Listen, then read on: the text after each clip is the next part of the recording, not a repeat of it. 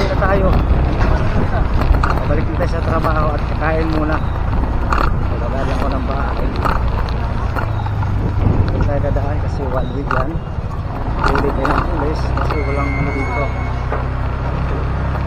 Walang exemption sa Manila. Bawal.